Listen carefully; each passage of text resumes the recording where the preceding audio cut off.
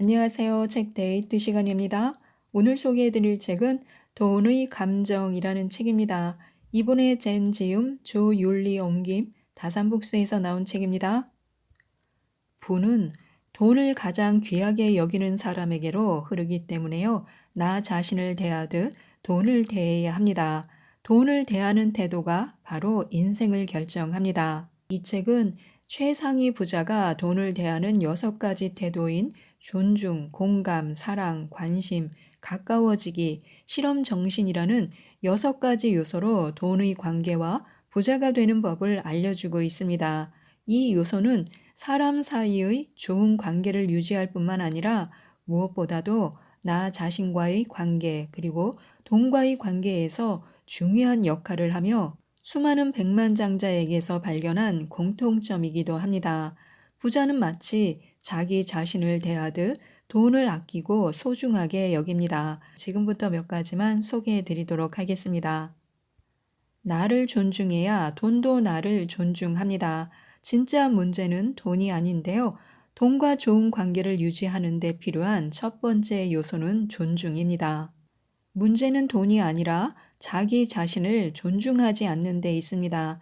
자신의 기술, 재능, 성격, 업무 능력을 가치 있게 여기지 않기 때문에 자신이 하는 일에 너무 낮은 작업 단가를 적용합니다. 돈은 자신의 가치를 측정하는 객관적인 수단인데요. 돈은 내가 어디에서 실패하고 성공하는지, 무엇을 두려워하고 사랑하는지를 정확하게 보여줍니다. 돈을 모으고 부자가 되고 싶다면요. 돈을 밀어내는 모호한 말을 하지 말아야 합니다. 돈이 더 많았으면 좋으련만 벌어도 벌어도 모자라요. 너무 비싼데요. 항상 수중에 남는 돈이 너무 적어요. 이와 같이 사람들은 평소 돈에 대해 모호한 태도를 보입니다. 130만 원이라고 분명하게 말하는 대신에 더 많이 벌고 싶어요. 70만 원이 모자라요 라고 말하는 대신에 모자라요 라고 말합니다. 주변 사람들이 나를 어떻게 생각할지 신경 쓰이고 두렵기 때문에 분명하게 말하는 게 부담스럽습니다. 하지만 목표를 구체적으로 설정해야만 목표를 달성할 수 있는 최고의 방법을 찾을 수 있습니다. 더 많이 벌고 싶어요에서 어떻게 하면 130만 원을 더 벌 수 있을까라는 목표를 도출해낼 수 있습니다. 벌어도 벌어도 모자라요에서 이달 말에 25만 원을 남기려면 어떻게 해야 하지라는 목표를 세울 수 있습니다. 너무 비싼데요 라고 말하는 대신에 어떻게 하면 올해 자기 개발 비용을 댈 수 있을까라는 목표를 설정할 수 있습니다. 이렇게 목표를 정하고 어떻게 목표를 달성할 수 있을지 생각해 보면요. 문제의 해결책이 나옵니다. 돈은 늘 부족하고 언젠가 파산해서 집을 내놓아야 할지도 모르며 평생 빚에 시달릴 수 있다는 두려움이 만연해 있습니다. 두려운 감정을 억누르고 주의를 다른 데로 돌린다면 속수무책으로 당할 수도 있습니다. 그러나 두려운 감정을 인정하고 경고로 받아들이면 적어도 무언가를 대비할 수 있습니다. 어떻게 하면 두려운 일이 일어나지 않을지 생각해 보거나 대안을 찾아볼 수도 있습니다. 즉, 모든 감정은 소중합니다. 부정적인 감정도 마찬가지입니다. 자연스러운 감정은요, 나쁜 게 아닙니다. 평소에 알아차리지 못했던 일들을 섬세히 관찰할 기회를 주고 감정이 말하고자 하는 바를 이해할 수 있게 도와줍니다. 감정을 정확하게 파악하려면요, 감정 가계부로 현재 내 기분을 파악하는 것도 좋습니다. 돈 문제는요, 이성적인 문제뿐만 아니라 감정적인 문제에서 기인합니다. 감정을 통제하기 위해 돈을 쓰기 때문인데요. 스트레스를 받으면 마사지를 예약하거나 우중충한 겨울 날씨 때문에 우울해지면 빨간색 코트를 쇼핑하며 기분을 북돋우려고 합니다. 또한 특정한 기분이 들면 지갑을 엽니다. 감정에 따라 소비 습관은 바뀌기는커녕 날이 갈수록 심해집니다. 반대의 경우도 있습니다. 어떤 감정이 들어서 돈을 쓰는 게 아니라 특정한 기분을 느끼려고 지갑을 엽니다. 그래서 감정 가계부는요, 지출 동기를 파악하는 데 도움이 됩니다. 돈을 써도 기분이 좋아지지 않는 항목을 걸러낼 수 있다는 것인데요. 감정 가계부의 목표는 기분 좋지 않은 소비를 없애는 것입니다. 일반적인 가계부처럼 숫자에 초점을 맞추는 게 아니라 어디에 돈을 쓰면 기분이 좋은지, 그렇지 않은지를 간단히 살펴본 후에 이에 집중하면 됩니다. 이렇게 하면 허리끈을 조이거나 절약하거나 소비를 포기하거나 비용을 줄이지 않고도 지출 패턴을 변화시킬 수 있습니다. 기분을 좋지 않게 하는 일들을 인생에서 제거하고 불필요한 소비도 줄일 수 있습니다. 감정 가계부에서 가장 중요한 것은 감정 척도입니다. 감정 척도의 범위를 마이너스 10에서 플러스 10으로 수치화하여 돈을 쓸 때마다 느껴지는 감정을 평가해 보면 좋습니다.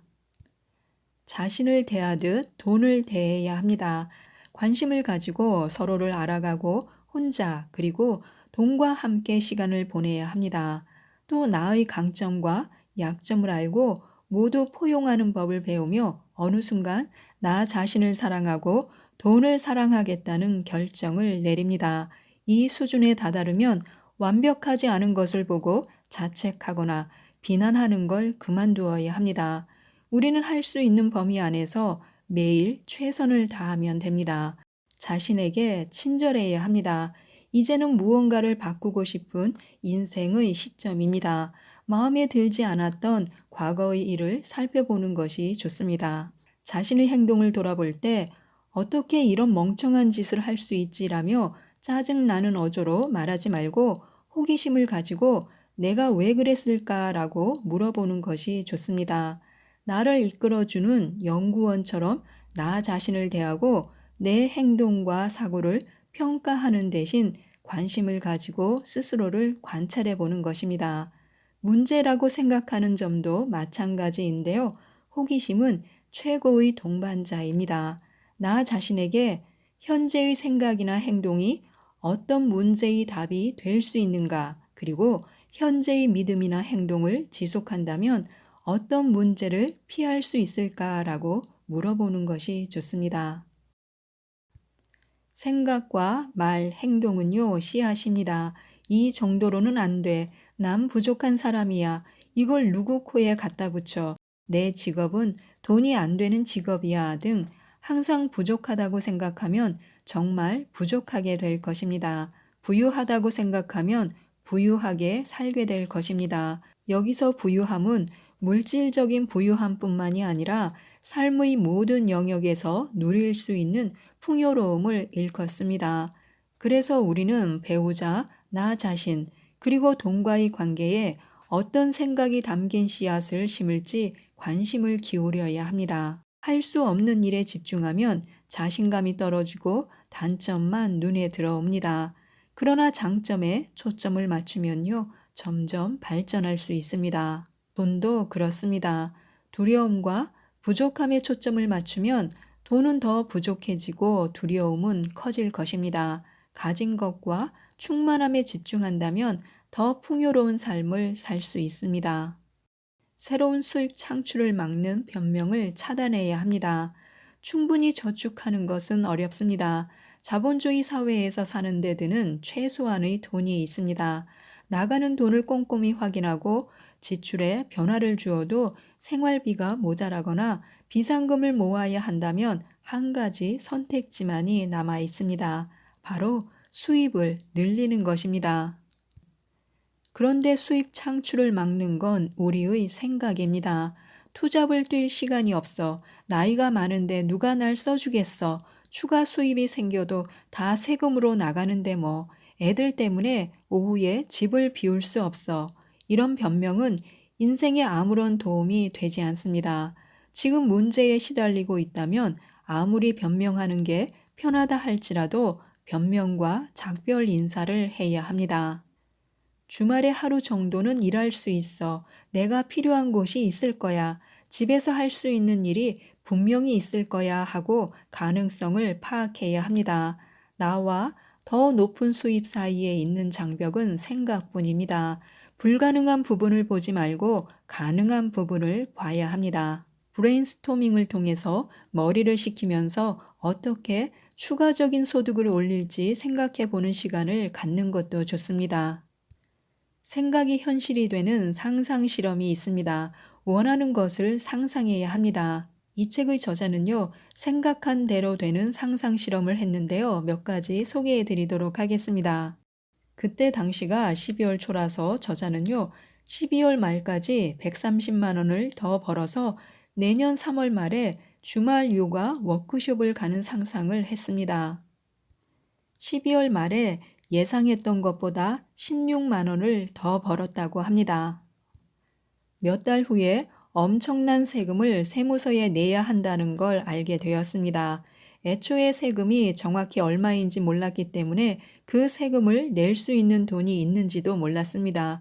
순간 당황했지만 마음을 추스른 후에 이 실험을 다시 떠올렸습니다. 그래, 한번 시도해보자. 잘못되더라도 손해볼 건 없잖아. 믿져야 본전이지 하면서 3월 초 실험을 시작했습니다. 5월 말까지 1,300만 원을 더 벌면 좋겠다. 1,300만 원을 더 벌어서 CMA 통장에 넣어 놓으면 세금을 확실히 낼 수 있을 거야 라고 소원을 빌었습니다. 사실 1,300만 원은 터무니없는 금액이었습니다. 그냥 웃음만 나왔습니다. 실제로 그만큼 버는 건 불가능했습니다. 4개월 월급에 해당하는 돈을 2개월 반 만에 추가로 번다는 건 말도 안 됐습니다. 하지만 너무 어처구니가 없는 소원이었기 때문에 무슨 일이 일어날지 호기심을 가지고 지켜보는 것은 어려운 일이 아니었습니다. 다음 날 건강보험회사가 68만 원을 입금했습니다. 또 원래 일을 하기로 하던 번역가가 아파서 그런데 계약서를 급하게 번역해 줄 수 있느냐고 스위스에 사는 지인으로부터 연락이 왔습니다. 한 번도 같이 일해본 적이 없는 동료가 글을 2개 써줄 수 있냐고 부탁했습니다. 또 한 내담자는 시간 관리 코칭 2회를 예약하고 싶다고 연락이 왔습니다. 실험이 시작된 지 6주가 지난 4월 중순 내 통장에는 930만 원이 더 들어와 있었습니다. 멋져. 이 정도만 돼도 성공이지라고 생각했습니다. 그런데 들어올 돈이 더 있었습니다. 번역가는 번역한 책의 인세를 받을 권리가 있습니다. 인세를 미리 계산해 보았고 수십만 원 정도가 되지 않을까 예상했습니다. 정산 메일이 왔습니다. 첨부된 PDF 파일을 열어보고 창을 껐습니다. PDF 파일을 다시 열었습니다. 숫자는 변함이 없었습니다. 967만 원. 내면의 장벽을 없애고 두려움을 극복하니 이 금액이 내 통장에 들어와 있었습니다. 2개월 반 만에 1,300만 원을 추가로 벌고자 했던 실험은 5월 29일에 끝났고 결국 1,900만 원을 벌었습니다. 이제 생각한 대로 되는 실험을 시도해 볼 마음이 생겼다면 다음 지침을 따르면 됩니다. 모든 걸 내려놓고 어떻게 생각하지 못한 수입을 올릴 수 있을지, 운 좋게 돈이 굳는 일이 생기지 않을지 생각해 보는 것입니다. 지금부터 알려드리는 대로 연습하시면 됩니다. 눈을 감으십시오. 돈을 순수하고 사랑스럽고 충만한 에너지라고 상상해 보세요. 돈은 당신의 삶에 흐르고자 하는 에너지입니다. 지금 가지고 있는 모든 것에 감사함을 느껴보세요. 감사한 마음이 따뜻하고 기분 좋게 느껴지나요? 이제 아주 쉽게 힘을 들이지 않고 벌 수 있는 금액을 상상해 보세요. 기대하지 않았던 돈, 기쁨과 즐거움을 주는 일을 할 수 있는 돈이 생길 거라는 상상을 계속해서 해보세요. 주말 요가 코스, 연인과의 낭만적인 저녁 식사, 꼭 가고 싶었던 도시로의 여행 등을 아주 세세하게 상상해 보세요. 뭐가 보이나요? 기분이 어떤가요? 이제 이 돈을 언제까지 갖고 싶은지 날짜를 정하세요. 그게 전부입니다. 풍요로움과 소원을 성취한 즐거운 기분을 잠시 즐겨보세요. 이제 눈을 뜨고 앞으로 다가올 일을 기대하세요. 지금까지 이 책에 대해서 말씀드렸는데요. 많은 돈을 버는 건 지출을 줄이거나 빚을 갚거나 재산을 늘리는 것만으로는 충분하지 않습니다. 지금보다 더 많은 돈을 더 벌고 싶다는 의지가 있어야 합니다. 풍요로운 훗날을 큰맘 먹고 꿈꿔야 할 뿐만 아니라 두려움을 떨쳐버리고 그날이 오기를 진심으로 원해야 합니다. 그 다음에는 꿈을 실현하는 데 필요한 모든 행동을 취해야 합니다. 돈에 관한 감정을 잘 다스려 부자가 될 수 있도록 많은 도움을 주는 책이기 때문에요. 꼭 한번 읽어보시고 나의 것으로 만들어 부자가 되셨으면 좋겠습니다. 이상 책데이트였습니다. 감사합니다.